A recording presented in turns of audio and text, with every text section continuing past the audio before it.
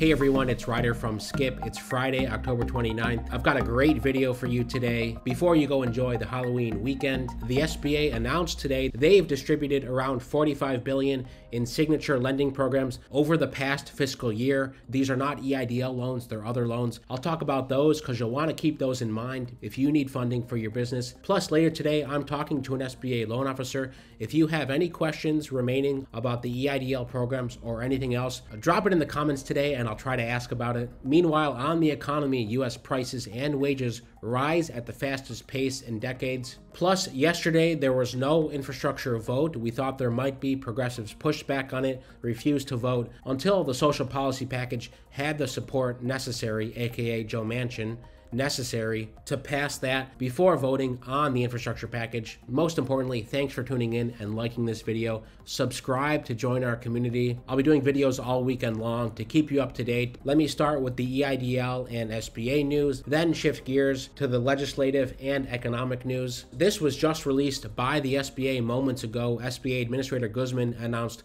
$44.8 billion through signature lending programs. So very important. Fiscal year 2021, the 7A and 504 loan programs provided more than 61,000 loans. But here's one of the takeaways: gaps in access to capital for underserved communities remain. Here's Guzman's quote from the press release. In the midst of a once-in-a-generation pandemic, the SBA's mission-driven team delivered a record number of SBA traditional loans to our nation's small businesses, in addition to more than $1.1 trillion in COVID-related relief since the start of the pandemic. While progress has been made, our data also tells a deeper story. Historic inequities in accessing capital persist, and we must do more to lower the barriers of entry for all our entrepreneurs. That's part of the reason why I like to do these daily videos, because many people, at the very least, have access to YouTube and can learn a lot about these programs and what's available through videos that myself and other folks on YouTube are putting out consistently. So if you want to help reach more people, of course you can give this video a like and subscribe. Guzman's quote goes on, "We will continue to build on our impactful programs to meet small businesses where they are and connect them with the resources they need to thrive." Now, just some quick commentary on that. It is very good that the SBA is aware of this. However, I don't think the millions of dollars they spend to build field offices or otherwise do outreach, while important, is the most impactful. They should be partnering with celebrities, with influencers. And I know they're doing that. They've done a couple partnerships with high-profile celebrities. They should be doing more of that, encouraging more videos to, number one, explain what the programs are, who's eligible, and number two, make it easy for people to understand what they can do, what they need to do. The 7A and the 504 loan programs are great examples of that. All of us have heard of these, but I bet many of you watching these videos don't really know if they apply to you or not. Well, I'm here to tell you, chances are good they do. We've talked about those programs in the past. In an upcoming video next week, I'll talk about the 7A and 504 programs because, hey, if you're still waiting for EIDL loans or if you maxed out your EIDL loans, there are other options. That's the biggest thing I always want to say.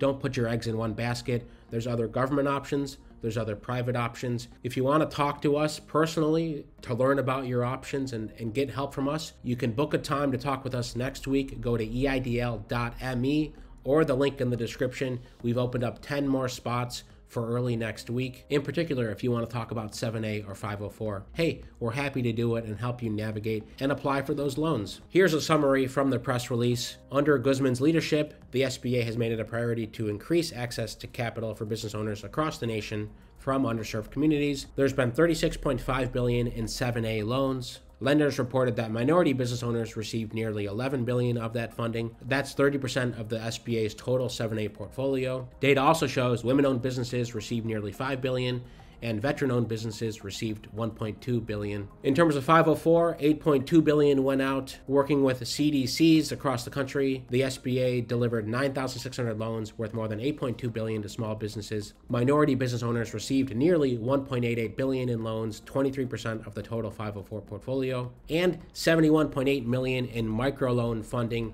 If you're curious about those, Two things you can do: hit subscribe, because I'll talk about those programs later next week. Number two, just book a time to talk with us. We'll talk you through these programs and tell you what you may be eligible for. So that's the SBA news. As mentioned, we're talking to a COVID EIDL loan officer later today. If you have questions specific to EIDL funding, drop it in the comments. Here's the economic news. I've been talking about inflation a lot, rising costs. We know this theme is happening. Here's a little bit more information for you. Strong consumer demand and supply shortages test the economy with a rapid uptick in inflation. That's the headline.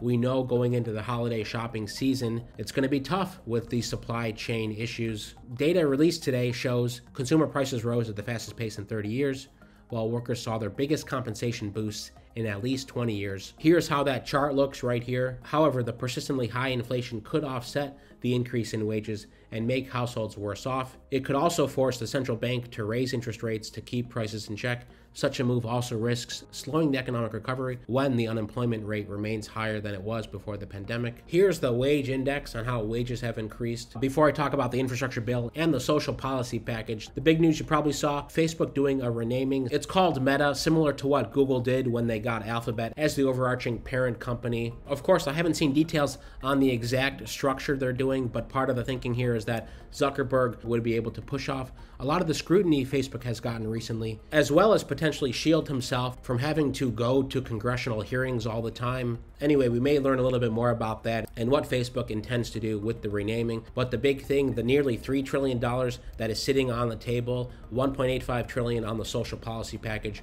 $1 trillion on the infrastructure bill. They're close. Like I said yesterday, it's a game of chicken. Progressives in the House will not vote on the infrastructure bill until they have certainty that Joe Manchin, Kyrsten Sinema will support the social policy package, because those two need to align so Democrats have the 50 votes necessary to pass that $1.85 trillion. There's still some questions on Medicare, on the tax changes, etc. Biden said yesterday they're close to a deal, they're projecting confidence, but we haven't seen Manchin and Sinema fully commit in their public comments to supporting the social policy package. So as a result, progressives refused to vote on the infrastructure package yesterday. So both are still sitting there. We'll see what happens today. Most importantly, give this video a thumbs up so we reach more people. Similar to the SBA's mission, they want to reach as many people as possible to tell them about funding options. So do we. Go to the link in the description if you want one-on-one help. Next week, we open 10 more spots, or eidl.me. Have a great Halloween weekend. Stay well, stay healthy, and I'll see you tomorrow.